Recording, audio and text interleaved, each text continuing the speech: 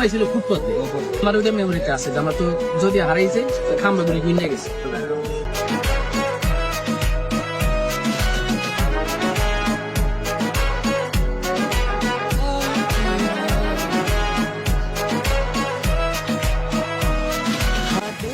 এ যেন সর্ষের ভেতরে ভূত। এবার ফাঁস হলো সরকারি কর্ম কমিশন পিএসসির নিয়োগ পরীক্ষার প্রশ্ন, আর প্রশ্ন ফাঁস চক্রের মাস্টার মাইন্ড খোদ কর্ম কমিশনের এক কর্মকর্তা।